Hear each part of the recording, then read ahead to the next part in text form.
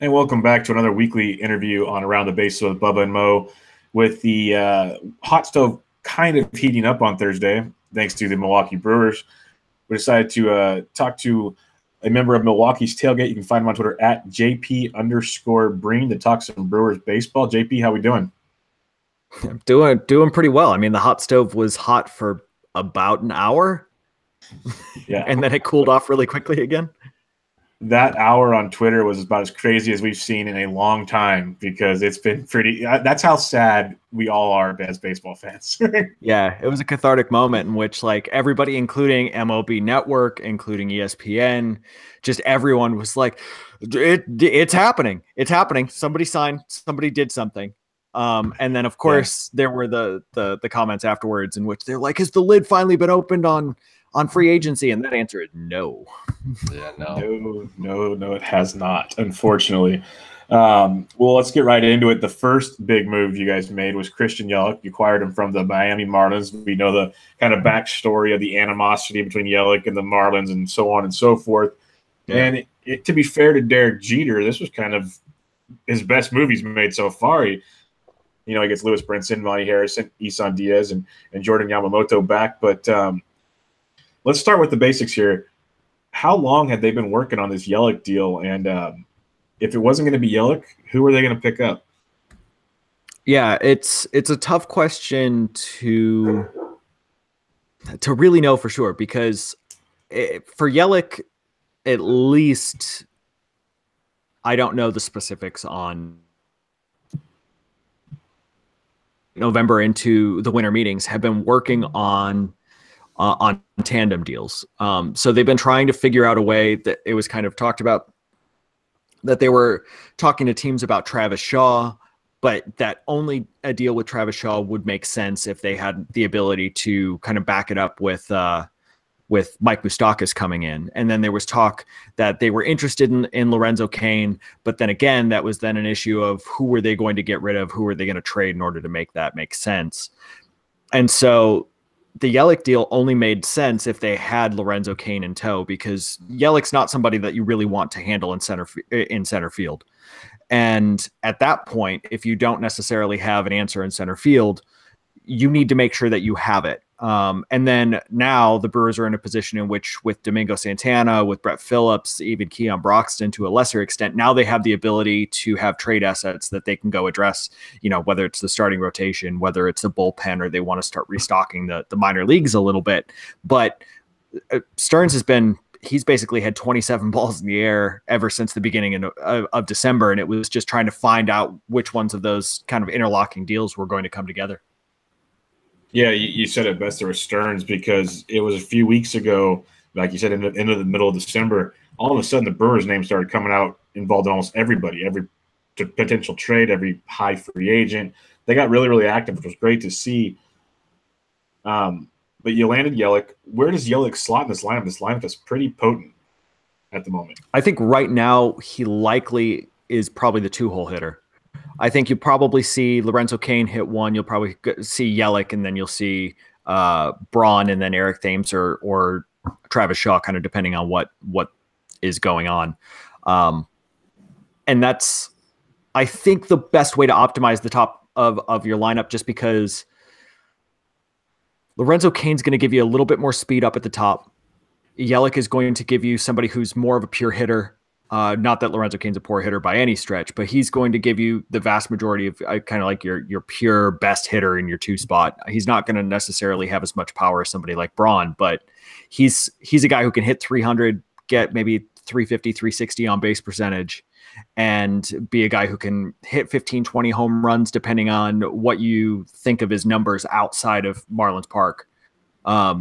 Just because he was a much better hitter away from there last year. So if you believe in it and you want to go in hard, right? I mean, maybe you can see him be a 20 homer hitter, but I think right now you're going to see Lorenzo Cain go 1, and then you'll see Yelich go 2. So they'll have a lot of opportunities for runs. They'll have a lot of opportunities for stolen bases, because the Brewers have probably, ever since Counsell has been the manager, they've been very, very willing to let their guys run. I mean, Domingo Santana had north of 10 stolen bases last year. I don't necessarily remember how many it was, and he's not somebody who's great on the base paths. So it should be good news for for people who are looking for stolen bases in their fantasy leagues and whatnot with Kane and Yelich.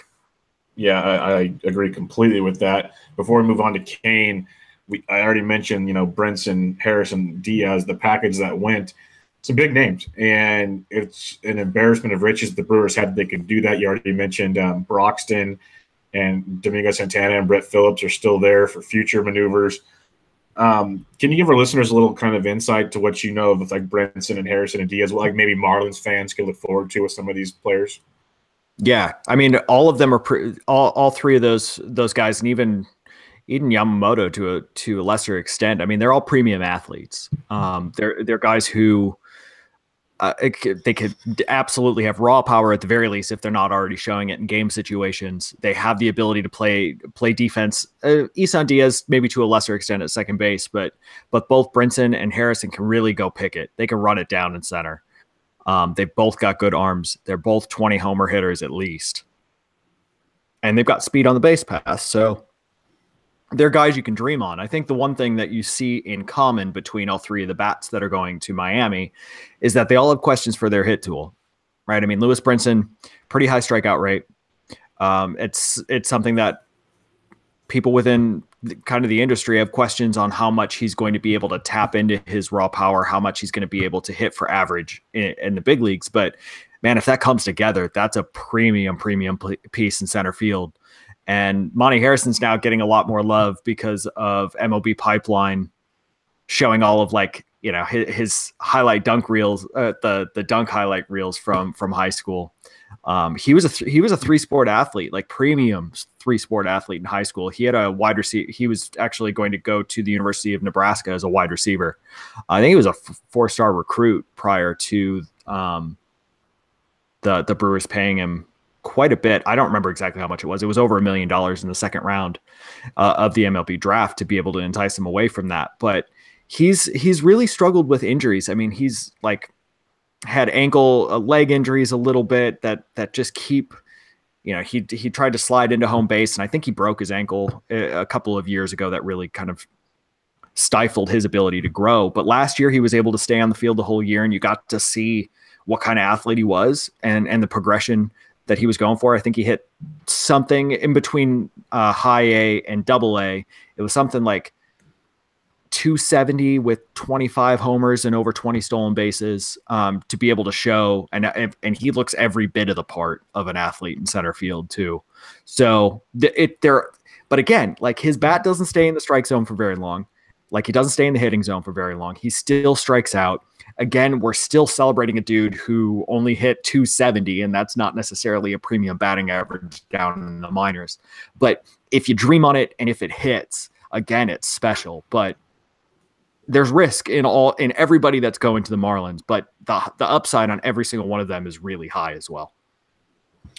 Yeah, well, obviously after the Yelich trade that you went and signed Lorenzo Cain, which I was very surprised about. I thought maybe if you didn't trade for Yelich, then you could sign Cain. 5 years, $80 million. What do you think of that contract, and sort of where does he fit into the lineup? Yeah, it's I already I wasn't surprised because I knew that they were working on it behind the scenes. So I knew that they were going to be kind of partnered together.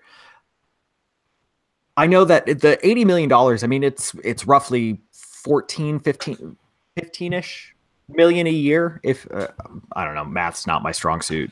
16, yeah. 16. Great. Yep. Yeah. I'm a PhD student in history. Math's not my thing. Math's the only thing I do well in life, JP. Don't worry about it. Nice. Good. At least somebody does. But it's, I mean, $16 million a year for Lorenzo Cain, who last year was a 4 to 5 win player. I mean, for a guy who hits for average, a guy who can hit for a little bit of power, a guy who can really go get it in center field and provide premium defensive value, and a guy who's going to be able to steal some bases, $16 million a year is not a lot to invest. It's really the question of you're getting a guy who's going to be entering his age 32 season, and it's a 5-year deal. And it's that 5-year deal that scares people.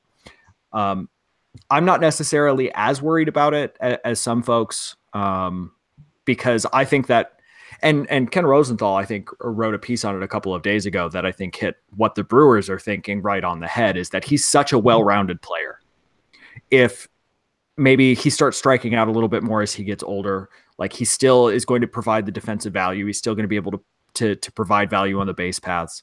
But if the bat goes a little bit, he can rely on the defense. If his legs start to go a little bit, he's still somebody who can hit, and he's still somebody who both can get on base via the walk, and he can provide a solid batting average as well. And I don't remember how many homers he hit last year, but he does have the ability to hit at least 15 a year. Yeah, that's what he hit, I think. Okay. Around 15, yeah. And so I'm not necessarily as concerned about it, and it's also the fact that, like, with how much money is coming into the game, if you project what 4 or 5 years down the road, there's now is maybe what $10 million is now.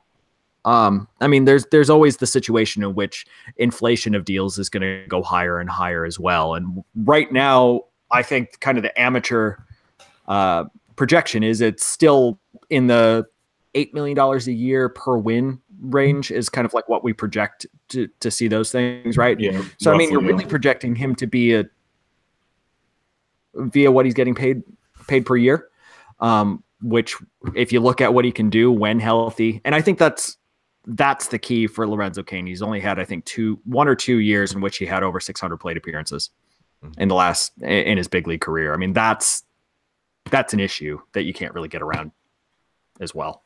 You mentioned something now. You heard it was kind of behind the scenes already. I was reading up that the deal was essentially done on Wednesday, and they waited till I have ideas on why they waited. What do you think, or maybe what do you know was the reasoning for them waiting?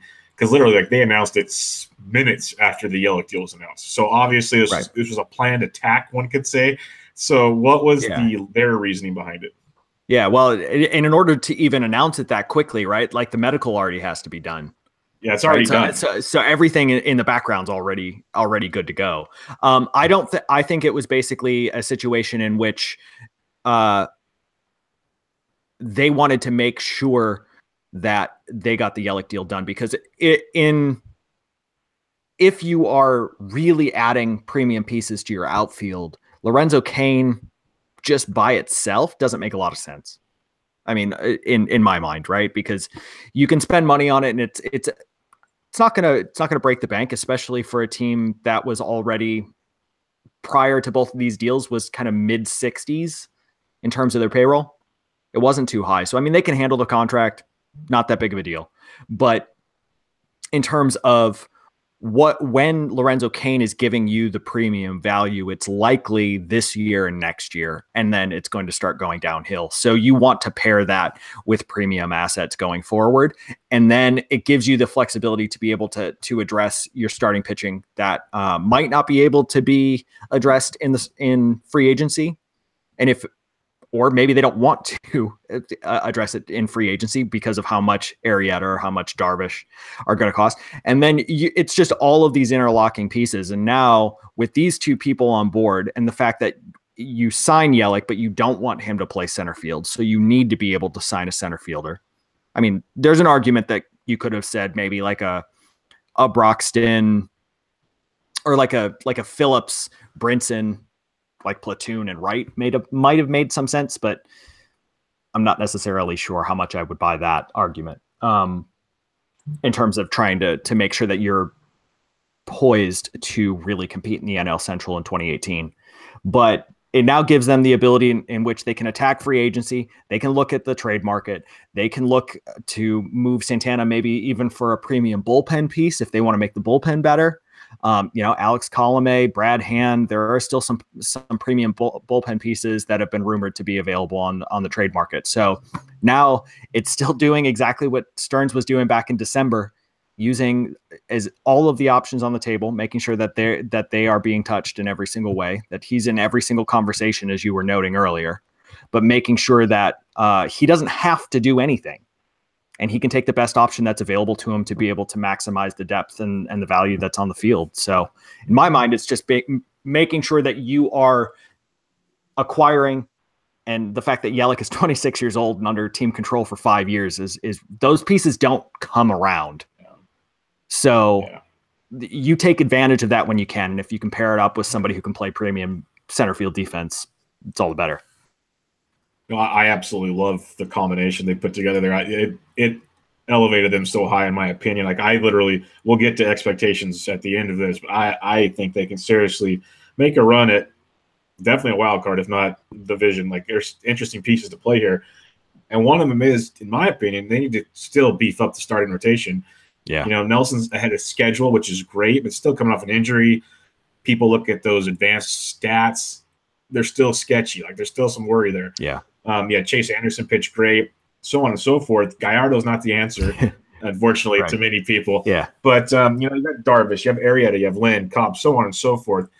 There was just a tweet out by FanRag Sports right now saying that the Brewers are one of the heaviest people in on Darvish at this moment. Like, we know they've been talking, but they're all in right now. What do you think the likelihood is they add Darvish, or if not Darvish, who do they add to make this happen? If you would ask me a couple of days ago, I might have had a different answer. But everything. Well, they have to go all in now. Yeah, right. I think that they have been. Well, I know they've been very interested in adding high-profile pieces, whether it's been Arrieta, Darvish, or somebody in the trade market. Like premium pieces they've been after. So. And I mean, obviously, with the fact that they were willing to give up Brinson and the package that they were willing to give up for Yelich, it shouldn't be surprised that they were willing to part with those pieces for high-end pitching talent too. Just didn't quite, match up in terms of potential trade partners for that. But I just don't think I don't think Darvish. I think he would be a really good fit for the Brewers. I don't necessarily know if the Brewers' valuation and what Darvish is looking for monetarily is going to match up. I'm also not sure that Milwaukee as a city and an organization can give Darvish what he's looking for in terms of just quality of life and to be able to. I mean, he's also, it's a lot like the Ohtani situation in which he wants, and rightfully so, right? You want a situation to be involved in the community.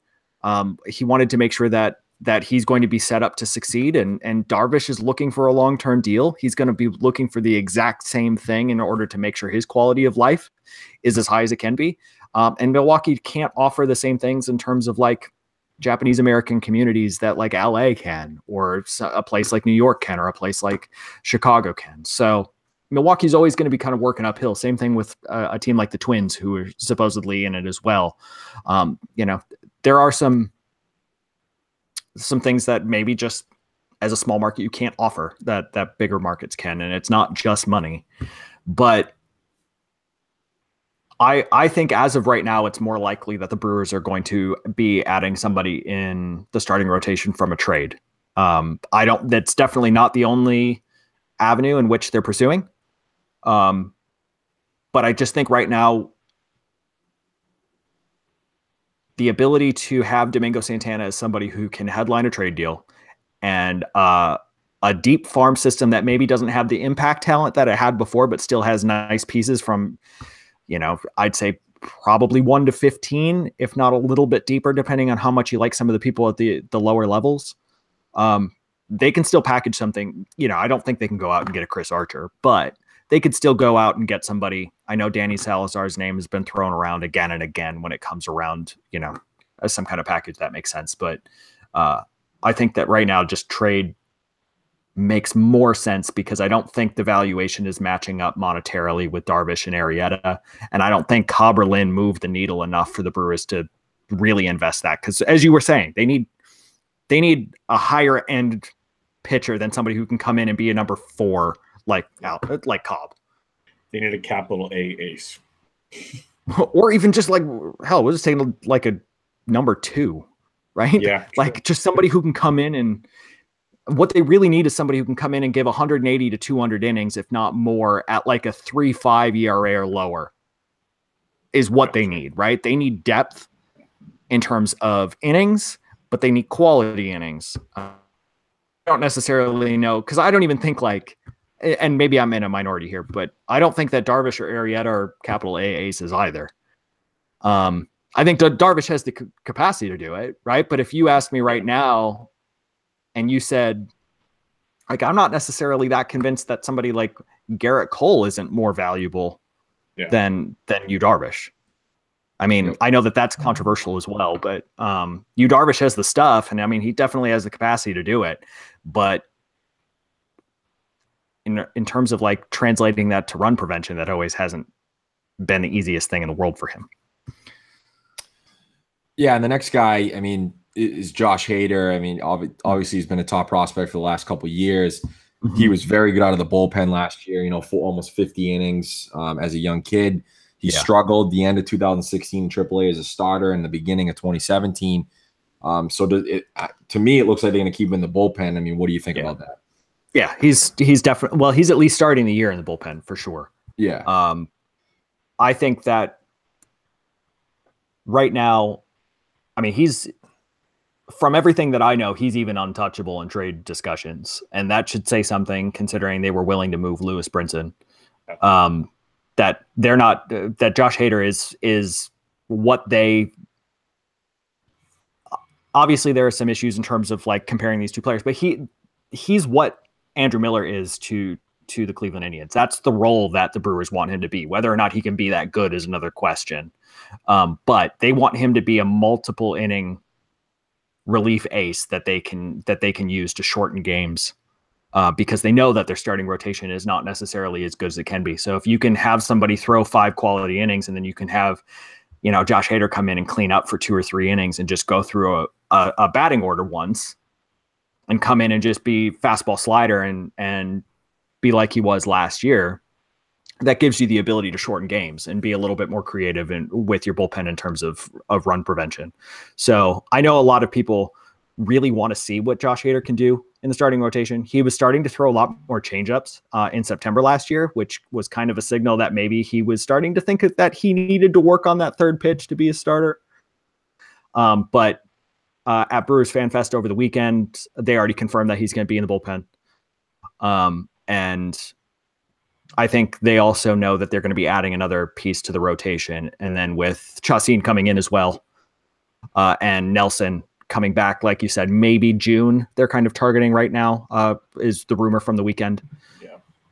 I mean, at that point, Hader is, you don't want to be like bouncing him around either. You want to give him a role and allow him to develop, right? And so right now, give him the chance to become an ace as much as possible out of the bullpen, see how it works out. Because right now, if you take Hader out of the bullpen, that bullpen doesn't look, it's light. Not at all. Yeah. So you got to be able to figure out the way to make that work best. All right, one last player I'll ask you about. I could talk about the Brewers for a while, but we'll talk Eric Thames. We know he took the Major League Baseball world by storm to start the season last year, and then it kind of died off. Everyone was happy because they predicted he can't be a superhero forever. But what are the realistic expectations for Thames going into 2018? First base, outfield. What are we looking for with Thames? Well, it depends on who you ask, I think, for Brewers fans. There are a lot of people that were jaded and thinking that he was going to be the next big thing, and he kind of fell off. I think Eric Thames, for myself personally, he's fascinating because he actually had a really good September, first of all. And in multiple interviews, he was – so I guess I can back it up. So in April and May – April, obviously, he was fantastic. And then May, he was pretty good, but then actually started to have some leg injury and that he was dealing with. So he was kind of in and out of the lineup. But we went back and we were looking and like using Brooks Baseball and using some of like the analytical tools, he was crushing everything basically belt down. And he was not touching anything that was above the belt. Like he was having trouble even making contact with it. And obviously baseball teams are smart. They figured that out and they started pitching him high and he struggled. And eventually he was able to, if you look at the numbers in about halfway through August into September, he started to adjust and he was actually able to hit that a little bit better. But he was giving interviews late in the year and it was not something that I guess I had even thought about, but he was saying that it was the biggest change for him in coming back from Korea to Major League Baseball was the fact that the strike zones were different. That in Korea, they don't actually call strikes that are above the belt, which is why Korean pitchers actually throw it so low. And so he was saying that he he wasn't even used to, first of all, like being interested in swinging at pitches that were above the belt, because the strike zone is just a little bit higher in MLB. And so he was like, not only did he have to adjust to that, to swing to the fact that he didn't even have to worry about that part of the zone. And so he was just talking about the fact that it's, been an adjustment, and it's a little bit too early to know whether or not he's actually adjusted, but it's just interesting to see, because as soon as somebody says that, like, that makes perfect sense in terms of like why a guy would struggle with it. So like in terms of creating a narrative, everything seems to hold together pretty well. But I think that what the Brewers are going to do, if to kind of put a bow in it, if I had to take a stand, I think, first of all, the Brewers are going to experiment with Ryan Braun at first base in spring training. Not second base? For my heart, we need to make sure that doesn't happen. Yeah. I tried to picture today like him turning a double play. I just couldn't do it. Oh man, with like and like somebody who just like all last year he was like in and out of the lineup. He was back on the DL with calf injuries and leg injuries as it was. And I was like, yeah, that's exactly what you want to do, is you want to turn to at double base at second base and have some dude sliding right into your legs. That's exactly what you want. But so if he does look decent at first base, I think you can have a situation in which you can platoon them at first base, and you can have Eric Thames obviously take the strong side of the platoon, and he can handle righties just like he was doing. His OPS against righties all last year was over 900. And against lefties, it was mid 600s. Obviously, he struggled, especially as the year went on. But Braun could then handle probably right field against righties, because obviously you still want him to play. It's not going to be a strict platoon. It would just be a platoon at first. And then when he's not playing at first, he can play in the outfield, because I think Yelich makes the most sense in left, and Braun has played right field in the past. So I don't see an issue in necessarily having him move over there. So Thames, if you can isolate him against righties, I think he can be more successful than he was last year over the, assuming that April can't happen again, because that was ridiculous. But I think over the course of the season, you can try to eliminate the kind of the lulls. You can create more of a long-term consistent quality offensive first base profile with Eric Thames if he's just batting against right-handers. The question then, of course, and I know that you said this was the last guy, but then the question becomes, what happens to Jesus Aguilar? Hey, I'll sit here and talk all day. I have no problem about this. I mean, because Aguilar was actually pretty really solid. good. Yeah, he was solid last year. And so because he can't play anything but first base, especially versus lefties. Yeah, exactly. So it's what happens there. Who plays right field when Braun's playing first? I mean, is that a situation in which obviously some people have said you keep Domingo Santana, because then Domingo Santana's somebody that you would want to face lefties in right? But part-time? Great. Because it feels like a waste of Domingo Santana, especially when you could potentially be addressing your starting rotation via him. Mm-hmm. But I mean, Keon Broxton over the course of his career is like, I think it was an 830 OPS against lefties. Oh, yeah. So I mean, is that a situation in which you can put Keon Broxton in right, or maybe move him to center and Lorenzo Cain in right field, or however that works? But is that a situation in which Keon Broxton's kind of your platoon guy? I know that a lot of Brewers fans won't like that because he quote unquote strikes out too much. But through stretches as well in which he's just, you can't get him out. I mean, he had multiple stretches last year where he was just utterly dominant. So it's the Eric Thames situation, I think, is just going to be an interesting thing to track. Trying to figure out how they move all of these pieces around, because I think late last year, partially it was because Jesus Aguilar was so good, but they didn't want Thames to play against lefties. If you do have an ability to move Ryan Braun to first base to fill that gap, that's great. It helps alleviate some of the issue in terms of having outfield depth. But again, we get back to the same spot that we started with in the conversation, is what do you do with the starting rotation?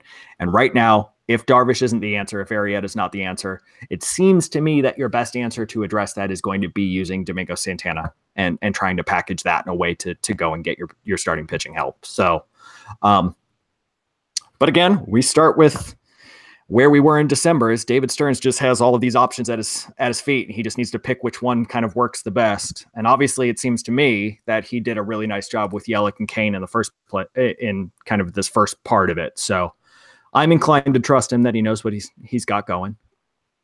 Made too many bad deals as far as I'm concerned. Not yet. So yeah, no, I mean, obviously they were in first place for a lot last year, and we were talking on the podcast a lot about don't really rush it. Like you kind of went above expectations, and don't make a trade now for Brinson where you're only going to win for 1 year, and he didn't do that, and that was fine. You didn't make the playoffs, but I don't think he expected it anyway. But now that he's traded a few of the top prospects, I think the one guy that's interesting is the first round pick last year, Keston Hiura. I think he's sort of like a Willie Calhoun if I got that right, where he's slotted at second base, but he's really not great defensively. Is that correct? Well, a lot of the questions, you're exactly right in terms of the Willie Calhoun, in terms he's a pure hitter, right? And Keston Hiura, like I heard from multiple scouts that they were saying that if they had been able to see him play defense last year, because he had the elbow issue that basically made him play DH all last year, if he had a chance to play even outfield, second base, or somebody just felt comfortable knowing that he had a defensive home, that he would have gone number one in the draft because his bat's that special.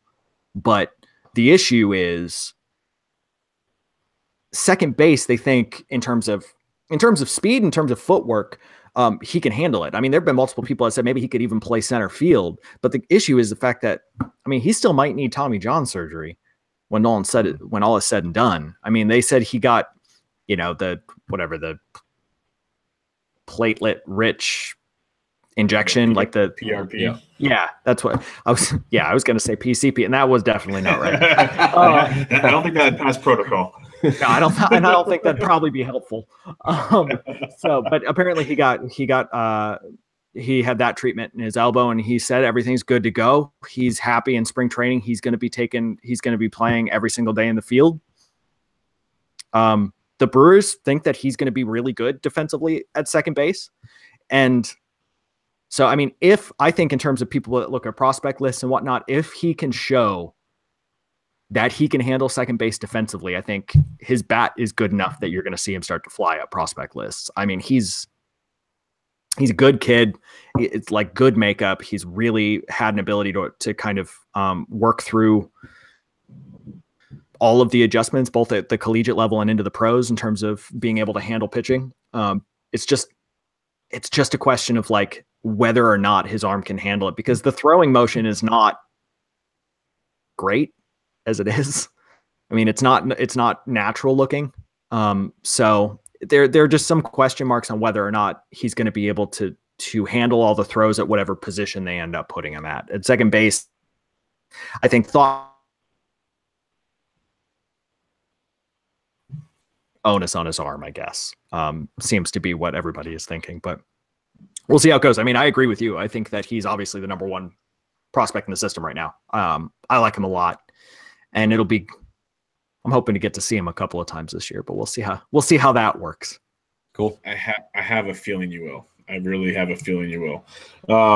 The very last question that we're going to ask is, what is the realistic expectation? I told you how I feel about the Brewers this year, especially you add another arm to that rotation. I'm very confident in that opinion.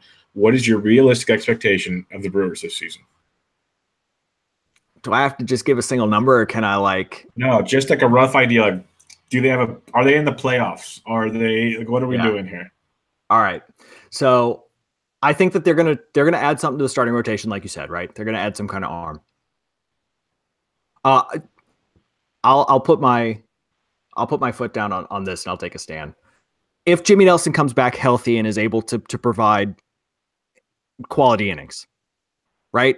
And he doesn't, because it's a labrum situation in his shoulder. It's not a great injury to come back from. So we don't necessarily know how that's going to turn out. I mean, it's supposedly a minor one, however minor like shoulder surgery can be for a pitcher. But if he comes back, I'm not saying he needs to be exactly what he was last year, but if he can come back and give solid innings, I think that they can be a wild card. I don't think that they can overtake the Cubs. If the Cubs don't get Arrieta or Darvish, suddenly their starting rotation doesn't look great. Yep. And that might be an understatement. So there's something there, but I feel pretty confident that the Cubs are going to get something done because they have to. They're not going to sit pat. No, they can't. Well, and they don't have the farm system to rely on either, right? The only asset they have is money. So I can't imagine that they're going to sit pat.